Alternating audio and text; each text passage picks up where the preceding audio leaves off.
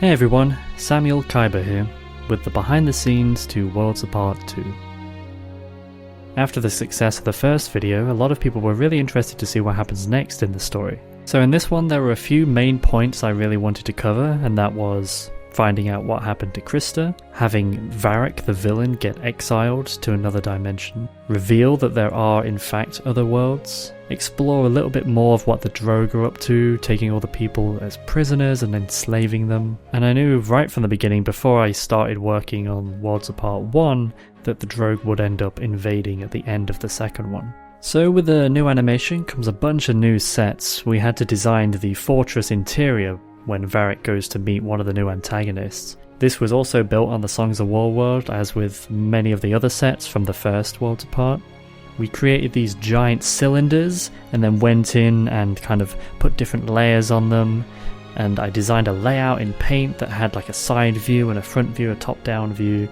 I had a lot of builders help out with this, including Calums, David, MP, Frog, Guardian, Justin, Clock, Knight, Logs, Lux, Mikkel, Piano Puppy, Starcraft and Tori. Everyone did an amazing job on this, and I'm really grateful for their help.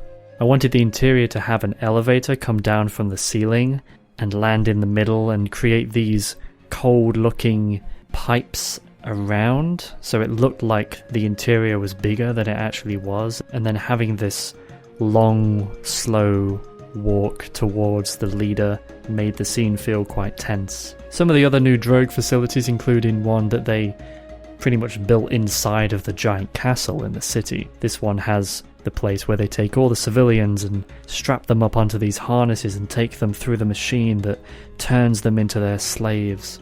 This set was also built by the same people, and originally it was much smaller, and it had these walkways that kind of turned at the edge of the map and went off into other areas, but in the end I just took what we did build and then duplicated it a bunch of times, so it ended up looking like this really long hallway that just disappeared off into the mist. On the other side of that we had the doorway that a lot of people thought was just lava that people would go through and just get killed.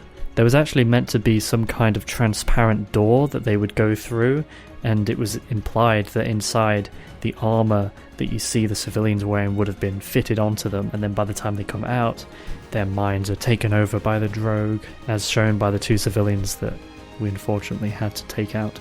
I can understand some of that confusion. One of the new locations that we found was when they pass through the portal and end up in a desert biome. You can see remnants of old Drogue structures in the sand. That scene was way desaturated down as well to make it feel even more lifeless. That portion of the map was actually taken from one of the deserts in the Songs of War world. You won't be able to recognize it if you see it in the series, but it has these huge desert landscapes that I thought were perfect for this. And then we have a return to the BPS city that was featured in a lot of previous animations. For the sequence at the end, when the fortress flies over the city, I thought it would be cool to see somewhere familiar, have something so alien show up. Originally, the office map that we have, the BPS office, doesn't even have anything around it, it's just ocean.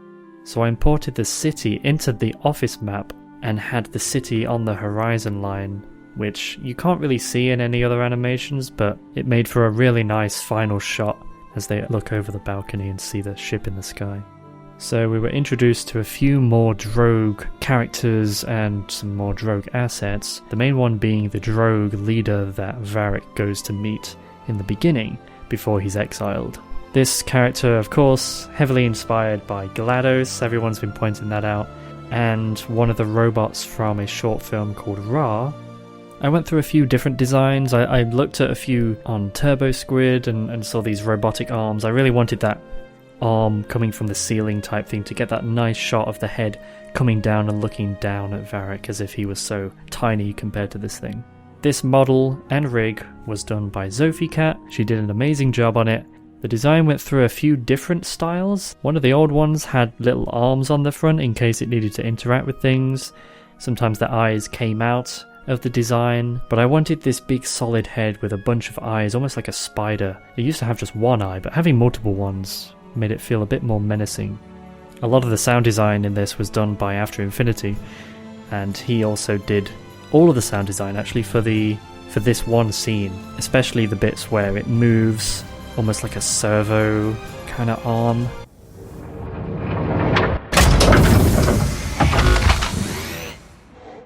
We also had a new Drogue Sentinel, which was the spider-like robot that Sam and Krista face in front of the generator. This was modelled and rigged by Phoenix 209. He also did an incredible job on this. Some of the older designs had far more detail on the model, but it started to look a little bit out of place in Minecraft. Like there was this whole circuitry inside the head that they could have jumped on and ripped apart, but it ended up looking a bit too detailed. So that was taken out. I always had this idea of a Minecraft cube being so misleading that there was something inside of it. So there was just this giant cube in the room and they come in and it's revealed that there's something inside. I thought that was really cool. And if you notice in an earlier scene, you'll see that there are 2 of those cubes in front of the Drogue Leader. Just little Easter egg for you. The sound design for that was really cool. I got this cool sci-fi sound pack from Dan, and a lot of those made it into this animation, especially for the Sentinel.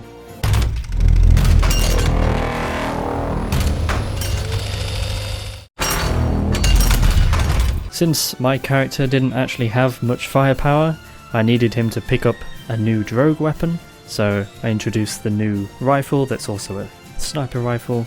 That was modelled by Thomas and rigged by Phoenix, and that one also had 2 firing modes, one being a normal rifle and one being similar to that of the Drogue Sentinel, but more of like a quick firing sniper shot. The sound design for that was also taken from the sci-fi sound pack that Dan sent me. Also, the fortress had a new effect on it. This is what confused a lot of people. A lot of people asked how the fortress managed to fit through the portal, because it was so small. But in the shot where the fortress starts glowing, what actually happened was the way I set the fortress up, it was on a different render layer, and I used an alpha over node to have it fade into the clouds. That's why you see sometimes the fortress looks quite far away, because it's on a different render layer and it's masking itself in the clouds. But in this one I keyframed the alpha over to go from 100% slowly down as if it was disappearing. However, I didn't bring that down far enough, so you can't really tell that it starts to disappear, but the idea was the fortress teleported and went through to the other dimension. It didn't go through that tiny little ball, but if I end up doing a full movie at the end of all this, I'll be sure to adjust that so it's a bit more clear that it did indeed teleport. So as you're probably aware, this animation was a bit of a step up from the first one in terms of scale, so I knew I needed some help from some other people to be able to get this done in a realistic time and to a quality that I was happy with. So I brought on 2 animators. One was Red the animator. He animated the scene that had me jump after Krista and rescue her from the facility, as well as the scene immediately after that that had me and Krista interact with the 2 civilians. This one went through a ton of different passes because I really wanted it to get just right, because it was such an important moment in the story. All the little intricate movements as he was hanging on to her and breaking her free of the harness.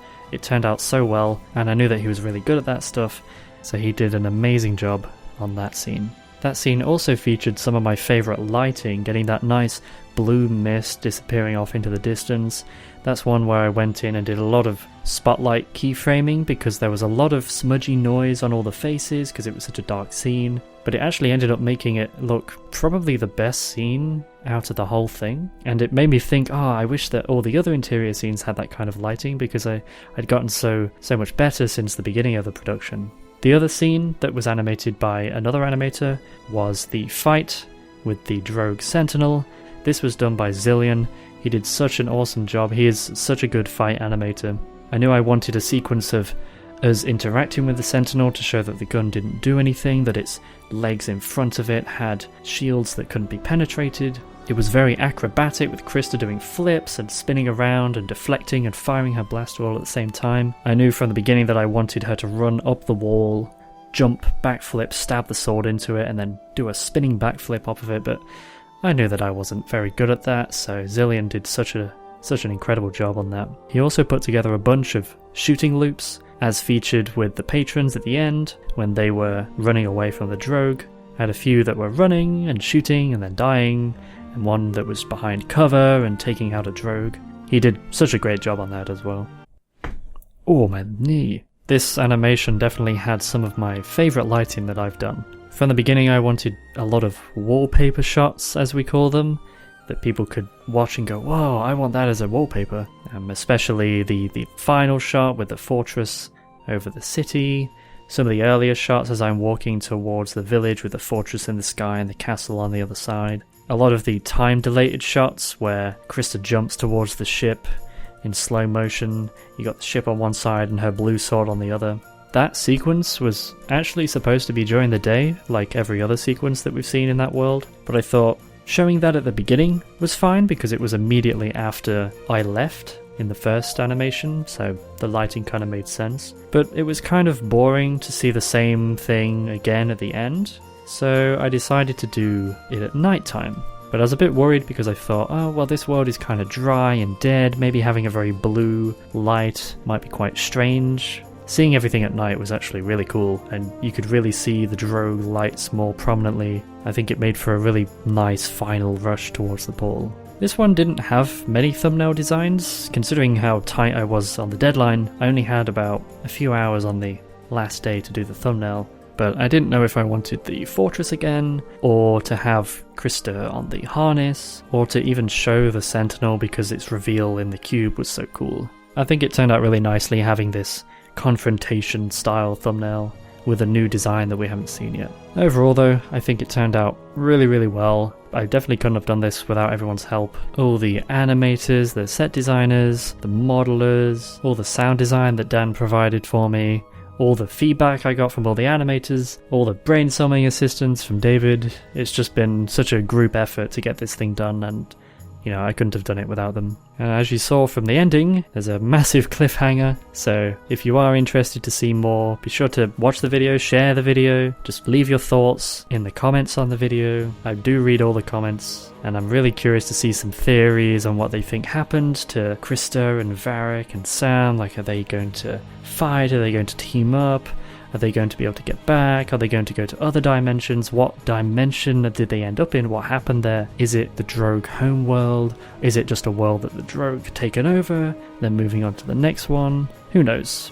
I'm sure we'll see in Worlds Apart 3. Thank you all for watching, and I'll see you in the next video.